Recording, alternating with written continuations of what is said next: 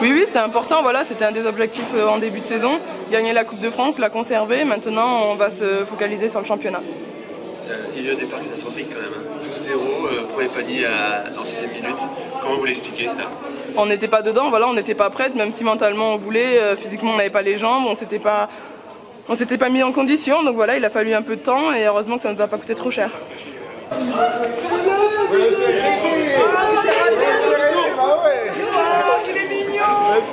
Ça fait 2 fois qu'on joue Bourges, 2 fois qu'on a un mauvais départ. On a eu la mauvaise expérience à la maison où à nous mettre 15 points d'entrée. On est revenu petit à petit, mais il faut qu'on arrête ça parce qu'on peut se faire peur comme ça et c'est vrai qu'on revient dans le match, mais ça peut être à double tranchant, on peut vraiment plonger ou réagir. Heureusement on a réagi ce soir, mais il faut qu'on soit vraiment vigilante en début de match. Qu'est-ce qui vous a permis justement de revenir dans le match Je pense que cette année on a un groupe vraiment qui joue bien ensemble, on s'entend vraiment super bien. Et dans la difficulté, on s'est serré les coudes, on a joué ensemble, on a arrêté de prendre des shoots en première intention. On a joué tout simplement ensemble, donc ça a été la force du match de ce soir. J'imagine que c'était important de conserver ce trophée-là dans le club. Oui, bien sûr, on a gagné l'année dernière, ça fait 4 fois que le club de Montpellier joue une finale de Coupe de France, 4 fois que Montpellier remporte la Coupe, donc c'est bien, c'est qu'un début, maintenant on veut plus, on veut aller chercher ce titre de championne de France, ça va être difficile, parce que ça a commencé par une grosse demi-finale, mais bon on est content ce soir, on veut savourer cette victoire-là pour se reconcentrer après pour la demi-finale.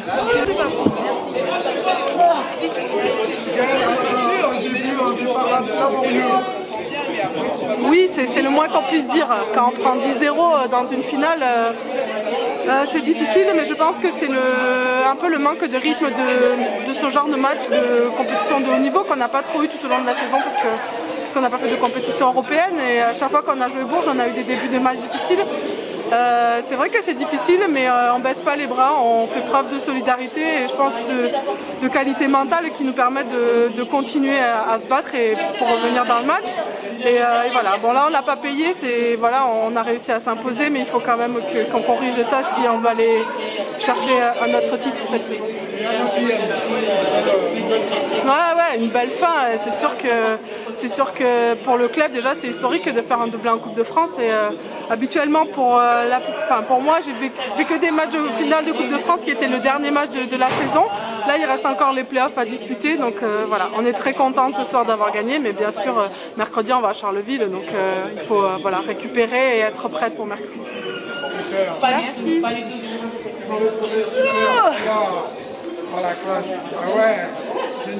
C'est bon ? Quel sentiment on a en sortant de cette finale ? Oui, en effet, c'est une satisfaction parce que voilà, c'était un objectif acté en début de saison, conserver la Coupe de France. On s'est battu pour avoir notre ticket ici et on savait qu'on n'avait rien à perdre. C'était à nous de jouer. On a vu au début qu'on était peut-être un peu stressé, pas trop dans le match. On a mis du temps à scorer. On n'a pas bien défendu, mais dès qu'on s'est mis dans l'impact physique, voilà, très vite le match a basculé et une fois qu'on l'a contrôlé, on a bien su maîtriser les ballons, conserver les bons ballons et au final, oui, une victoire qui fait vraiment plaisir. Merci pour ces premiers mots. On va donner la parole aux journalistes qui veulent poser des questions à Valériane. Alors ça va arriver, hein, Valériane.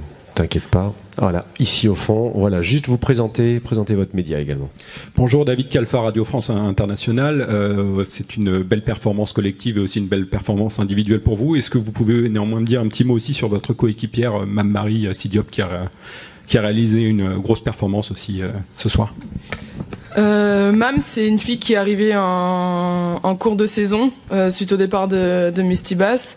Elle nous a fait énormément de bien. Depuis qu'elle est là, on joue vraiment bien. Elle est mobile, elle défend fort. Voilà, elle court. C'est ce dont on avait besoin et elle le fait très bien. Donc voilà, on peut qu'être satisfait de l'avoir dans notre équipe. Merci Valériane. Une autre question pour Valériane?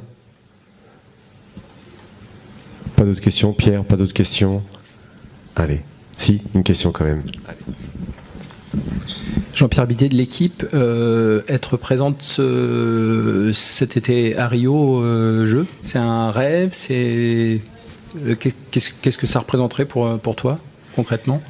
Alors déjà faut être dans l'équipe. Déjà il faut gagner le TQO. Donc voilà, il y a plusieurs étapes avant Rio. Après, si Rio se présente à moi, oui bien sûr, voilà, c'est un rêve. Je pense que tout athlète rêve de participer à des Jeux Olympiques. Voilà, il faudra que si jamais j'y suis, que je vive le moment à fond et pour répondre présente aux attentes de la coach. Allez, une dernière question avec Pierre. Ouais, Valériane, comment tu as vécu le début de match qui est quand même assez cata? Est-ce que vous êtes dit, passer la fin des haricots, ça faisait un petit peu tôt? Est-ce que ça vous a plombé ou est-ce que tu penses que vous avez su réagir très très vite et vous relancer dans la rencontre? On avait subi un peu le même début au match à domicile face à Bourges où on prend un 23-5. Donc voilà, très vite on se dit bon mais ça va être compliqué et on a su revenir. Je pense que ça nous a servi de se remémorer le match retour en championnat et on a su avoir les ressources mentales et physiques pour revenir dans le match et dominer le match après. Non plus. Oui, celui-là il est fait, oui. Voilà. Ouais. Comment on ressent le match? On m'avait dit que les années impaires c'était pas pour le BLMA. Comme quoi on peut faire mentir les statistiques de temps en temps. Un début de match compliqué et puis ensuite... Je m'y attendais. Ça fait quelques jours que j'avais dit que mon équipe était pas au top. Je la sentais pas bien, on a eu des petits bobos. Je trouvais qu'on était moins rapide, je trouvais qu'on était moins dur en défense. Et pour retrouver ça à l'entraînement, c'est difficile. Et je suis pas étonné du début. Par contre, je pense que ce match-là va nous faire du bien pour retrouver du rythme.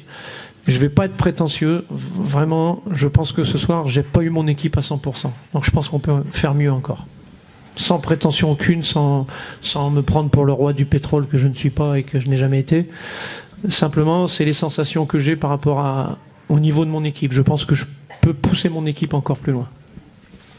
Très bien, voilà pour ces premiers mots de Valérie. On va demander aux journalistes de poser les questions. Si vous le souhaitez, de lever la main, voilà, juste ici, et de vous présenter. Bonjour, Christian Rago, Berry Sport Magazine. Vous avez maintenant votre ticket d'Euroleague en poche. Est-ce que Montpellier va enfin s'engager en Coupe d'Europe l'année prochaine? Alors, je ne suis pas président du club. En tout cas, croyez-moi, on est en train de tout faire pour s'engager en Coupe d'Europe l'année prochaine. Maintenant, vous êtes journaliste, vous n'êtes pas censé savoir qu'il faut de l'argent pour faire la Coupe d'Europe, parce que nous, à Montpellier, on n'a pas les rentrées que peut avoir Bourges sur une Coupe d'Europe en termes de billetterie, en termes de sponsoring. Parce qu'à Montpellier, on est loin d'être tout seul. Donc c'est dur, mais croyez-moi, les gens qui sont à la tête de ce club se battent pour ça. Si on n'a pas fait la Coupe d'Europe l'année dernière, c'est pas pour garder de la fraîcheur, comme je l'ai entendu à droite et à gauche, c'est simplement parce qu'on n'avait pas l'argent. Donc quand on n'a pas l'argent, il y a deux solutions. Ou on l'a fait et on creuse un trou, ou on l'a fait pas en disant j'ai pas l'argent. On a été honnête, on l'a pas fait. Maintenant, je vous garantis que les dirigeants qui sont en place font le maximum pour trouver l'argent pour qu'on fasse la Coupe d'Europe l'année prochaine. Voilà. Merci Valérie pour cette réponse claire. Une autre question pour Valérie Demory. Liliane et ensuite Pierre. Liliane Trévisan, l'équipe. Je connais. Valérie, tu voulais pas te projeter trop loin, mais n'empêche que ce match-là a aiguisé un peu les appétits. Je pense que vous avez montré que vous étiez capable aussi de les dominer un peu physiquement, de les impacter, de leur faire du mal. Je pense que du coup, le titre, ça devient aussi un objectif, non? Alors, on va savourer ça ce soir, mais dès demain, on va se réguiser les dents, parce qu'on a faim et on a envie d'aller encore chercher quelque chose. Maintenant, comme je l'ai dit tout à l'heure, ça sera possible si j'arrive à monter encore le niveau de mon équipe. C'est ce que je vais essayer de faire dans les 15 derniers jours de compétition qui me restent, si j'ai la chance d'aller au bout, bien sûr. Merci. Pierre. Pierre Dupéran de Béni Libre. Ah bon? Il y avait l'Euroleague, il y avait l'Eurocup et toi tu as gagné l'Euro-France. C'est une forme de consolation par rapport à la non-participation à l'Europe? Non, on n'est pas dans cet état d'âme-là. La décision a été prise. Nous, on est salariés au club. On l'a assumé. On a prouvé durant le championnat et ce soir qu'on était des professionnels. Ça nous a pas fait plaisir de pas jouer l'Europe, mais c'est comme ça. Et on a fait notre taf parce que d'abord on aime le basket, comme tous les gens qui étaient dans la salle, parce que quand on vient dans cette salle pour le basket, je pense qu'il y a que des gens qui aiment le basket qui viennent à Bercy pour voir tous ces beaux matchs et cette salle magnifique. Donc on est des passionnés, donc on a fait notre passion, parce que c'est pas un travail, on a fait notre passion à fond, et on a prouvé que quelles que soient les décisions, nous on jouait. Voilà. On est des joueurs, on aime jouer, on aime la compétition. Quelquefois il y a des échecs, bien sûr, mais il y a aussi des grands moments de bonheur comme ce soir. Et donc on a, franchement, je dis bravo aux 2 équipes françaises qui ont fait la finale de l'Eurocup, parce que ça fait 2 ans qu'on gagne l'Eurocup et ça prouve que le basket français est toujours là. Maintenant, on sait qu'en Euroleague, c'est plus dur parce qu'il faut un budget plus conséquent pour attaquer les clubs turcs et les clubs russes. Mais je pense qu'un jour ou l'autre, et je pèse mes mots, il y a une équipe française qui repartira au Final Four de l'Euroleague féminine, et je pense assez rapidement. Alors, il y a une question ici au fond. Ensuite, on a une autre question devant. Voilà. David Kalfa de Radio France Internationale. Je vais vous poser la même question qu'à Valériane. Est-ce que vous pouvez me dire un mot sur la performance de Mame Marie Sidiop, qui aurait pu peut-être aussi être élue meilleure joueuse de cette finale? Oui. Je suis entièrement d'accord avec vous. Ça s'est joué entre ces 2 filles-là. Mame Marie, moi je la connais depuis longtemps. Parce que quand je coachais Mourinx en National 1, ce qui était à l'époque la Ligue 2, elle jouait à Arras en Ligue 2, donc je l'ai rencontrée souvent. C'est une guerrière, comme la plupart des Africaines. C'est des filles qui se battent, qui plongent sur tous les ballons. Elle a un état d'esprit remarquable. Elle s'est fait adopter par le groupe tout de suite, parce qu'elle est rentrée en cours de route pour remplacer Misty Bass. Et elle s'est fait adopter vraiment tout de suite par le groupe. Et puis ce soir, elle récolte ce qu'elle a semé, c'est-à-dire beaucoup de travail, beaucoup d'enthousiasme. Et puis une fille avec un fond extraordinaire, des filles faciles à entraîner, faciles à coacher, des filles en or, quoi. Merci Valérie. Bonsoir, Jean-Pierre Videt de l'équipe. Un mot sur Valériane, son impact sur le jeu de l'équipe, plus précisément son impact ce soir. Valériane est en train de mûrir. Faut pas oublier qu'elle a que 22 ans. Elle a eu 22 ans hier. C'est très jeune. Vous savez, pour le niveau international, on dit toujours qu'il faut 23-24 ans pour arriver à maturité, et je suis bien placé pour le savoir. Je pense que c'est vrai. Donc elle est en train de mûrir. Elle a encore une marge de progression. Elle a encore du travail individuel à faire. Elle le sait, on en discute souvent. Elle a du caractère. C'est ce qu'il faut. Parce que même si quelquefois je me prends le bec avec elle à l'entraînement, ça fait que le lendemain, on retravaille, on rebosse, et voilà, on s'apprécie. Moi, je pense que tous les grands joueurs ont du caractère. Céline Dumer qui a sûrement un drôle de caractère. Voilà, c'est comme ça. J'en ai connu en garçon, c'était pareil. Je me suis fait traiter plusieurs fois de fuck you par mes Américains. Et puis à la fin du match, quand on gagnait, ils venaient me voir et ils me disaient merci Valais. Et voilà, c'est oublié. C'est le sport, ça. Mais Valou est en train de progresser énormément. Je pense que le but, quand elle est arrivée à Montpellier, c'était d'être en équipe de France. Pendant 1 an, elle n'y a pas été. Elle a travaillé pour retrouver sa place. Aujourd'hui, elle a prouvé à tout le monde que le travail, ça paye. Maintenant, je peux vous garantir qu'elle a encore une marge. Mais il va falloir qu'elle se fasse encore plus mal.